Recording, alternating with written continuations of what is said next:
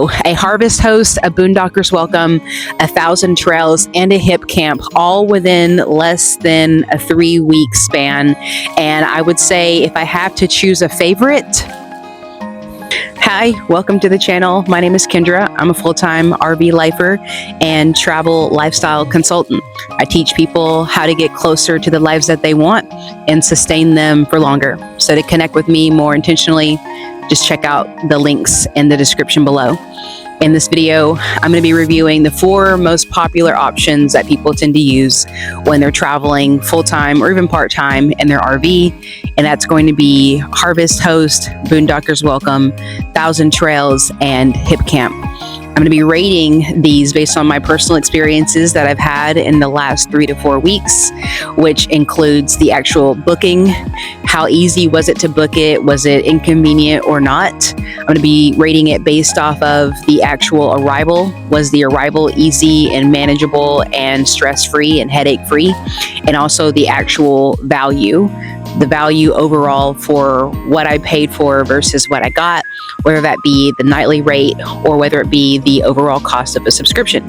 So if you're interested in RV life and you are doing RV life right now, definitely feel free to subscribe and like and comment. Let me know where you are in the world while you're watching this video. And if you're not an RV lifer, but you're binging tons of RV life content because you know you really want to do RV life, then again, definitely check out the links in the description to expedite that process. Because if it's on your heart heavy, you really need to start making moves towards getting the life that you want. All right, let's get started. So I'm here at this Hipcamp, and while I share this information with you, I'm going to feed some apples to the horses. I'm also really close to a giant pile of manure because, again, this is a horse farm. So if you see me swatting at myself, that is absolutely the reason why.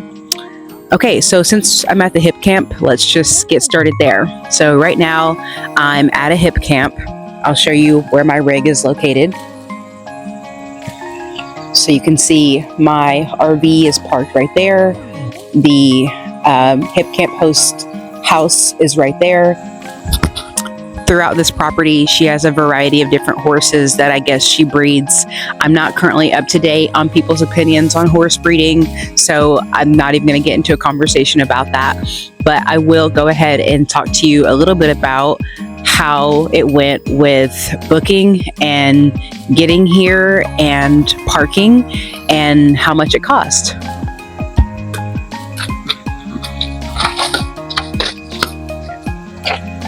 Right here. So getting to this Hipcamp location was pretty difficult.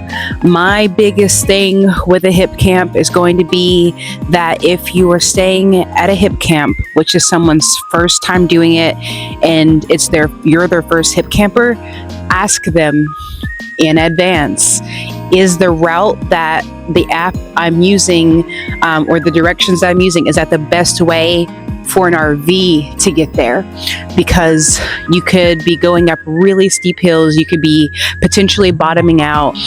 If the person is not an RVer, then they might not be thinking about methods by which you should be taking, depending on what sort of vehicle you have.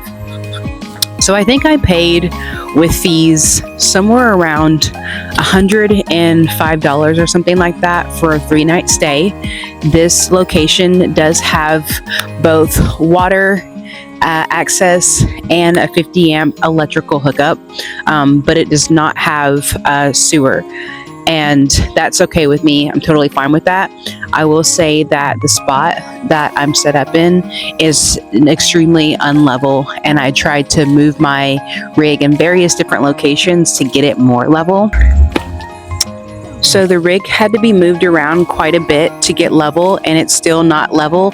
And I'm not one of those people who's like obsessed with like perfect level, but I would say that like if it's your first time doing a Hipcamp and it's their first time doing a Hipcamp, then they may not be completely familiar with like if your spot is actually level or not.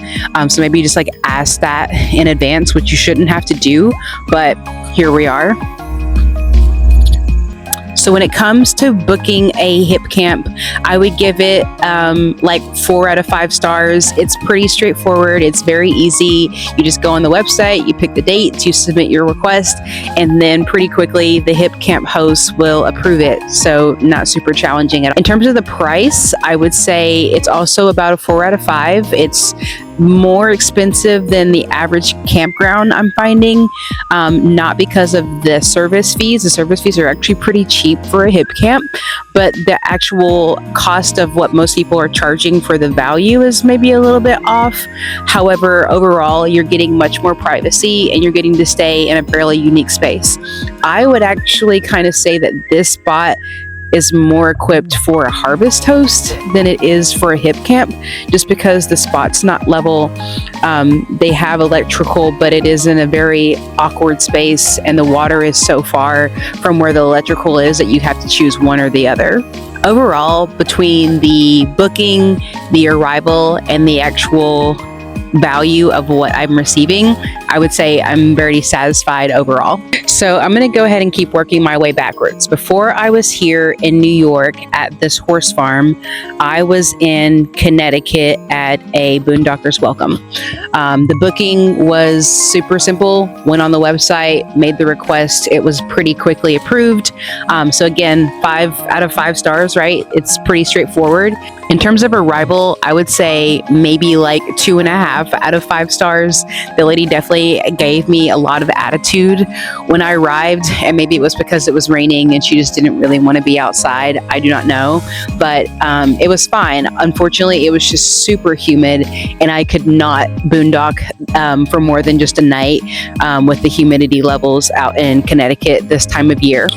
I would say in terms of value that you're already paying for your subscription for $70 or maybe a little less if you use a promo code. So really you can't get a better value than that because you're just getting a free place to stay. Boondockers Welcome definitely pays for itself after about 2 or 3 stays, like very easily. So I would say in terms of value, it was really great because I didn't pay anything to stay there. I came in the evening and I parked, and then I left the next day. And because it was a Boondockers Welcome, you would certainly have to pay a little bit, $5, $10, or $15 to $20 per night if you have hookups. But Boondockers Welcome is specifically set up to where you actually have to have a free option available, and that's what I chose. So before I was in Connecticut at the Boondockers Welcome, I was at 1,000 Trails in Sturbridge, Massachusetts. This was probably going to be the exception to the rule for a lot of cases because this 1,000 Trails is just absolutely awful. In terms of booking, I would say it has never, for me at least, been easy to book a 2-week to 21-day stay in a 1,000 Trails campground. I know that some people have the Encore package so they can book really far out in advance, and maybe it's easier when you do that. But if you are getting started in mid-season, in the middle of the summer, good luck getting to actually book it yourself. You actually have to call the 1-800 number and ask them to do it for you so that they can put multiple empty spots that are available together into one booking for you so that when you get there, you'll have one consecutive stay. So in general, since I've been using 1,000 Trails and I have a membership, I would say like 0.5 out of 5 stars. They really need to figure out a way to make the booking process easier when there are limited spots available without having to call, because oftentimes they close at like 6 or 7 o'clock Eastern Standard Time, and then you have to wait until the next day. You have to wait at least an hour to talk to somebody with customer service, only to find out that the spots are full anyway. So in general, I just don't like the booking with 1,000 Trails. In terms of arrival at the Sturbridge, Massachusetts 1,000 Trails campground, the arrival was, very simple. Like most 1,000 Trails, I pulled up into the spot. I didn't have to wait very long. Somebody came out, pointed me in the direction. I went to my spot and I parked and it was fine.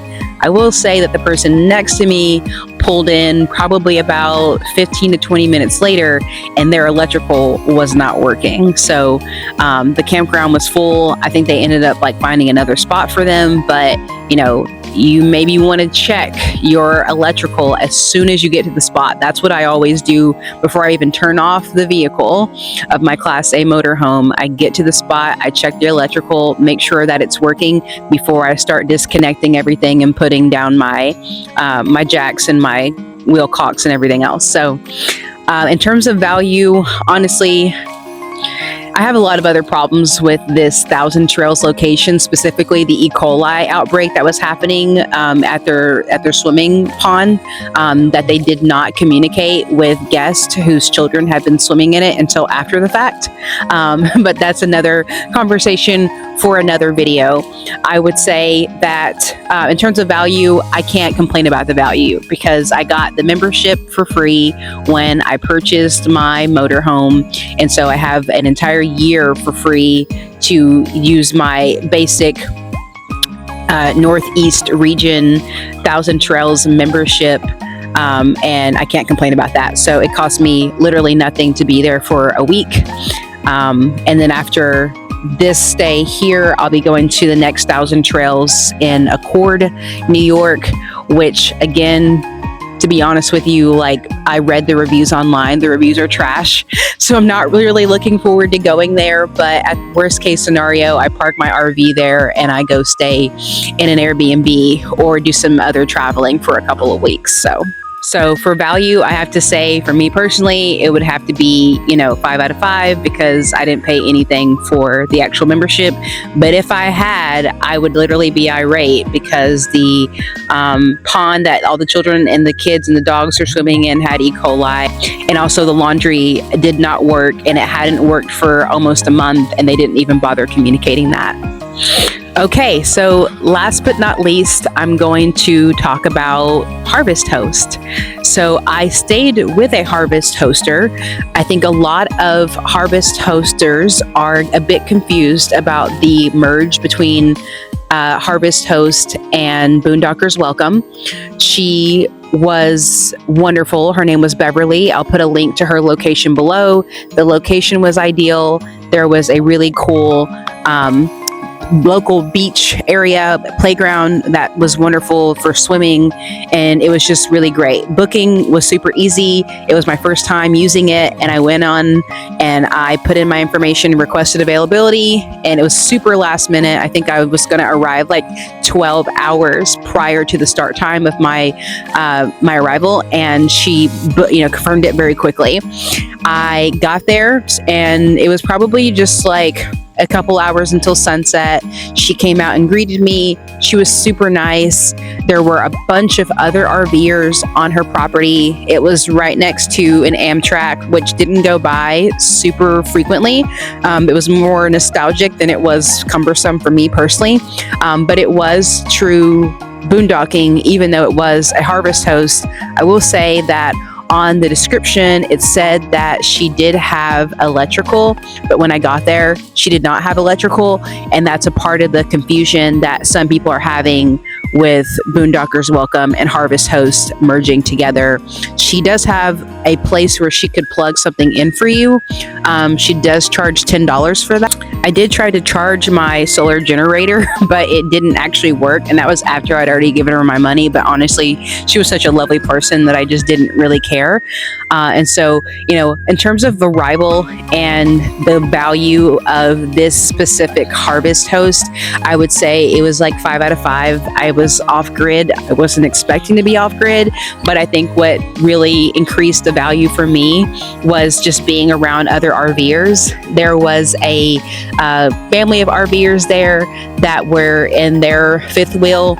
There was a girl who was like renting a spot on the property, and she was really nice. And at one point we all just sat outside, even though it was swelteringly hot, and we all just sat around like sharing tips and talking and getting to know each other. So it was pretty cool. I would say the value of that surpasses what you could get from a monetary standpoint. So there you go, a Harvesthost, a Boondockers Welcome, 1,000 trails, and a Hipcamp, all within less than a 3-week span. And I would say if I have to choose a favorite, I would say maybe 1,000 trails, because I can just stay put for a longer period of time. But God willing, I'm hoping to actually find a 1,000 trails campground that isn't a complete wreck, that isn't a complete mess. And so far, that has not happened. I did stay in Moody Beach at 1,000 trails, which they had, very organized. And unfortunately, the Wi-Fi was just absolutely awful. So you're gonna win some, you're gonna lose some, but ultimately, your life's gonna be a lot more enriched. Hey, welcome to the channel. My name is Kendra. I'm a full-time RV lifer, and today I'm going to talk to you about the 4 most popular options that you can use for places to stay in your RV.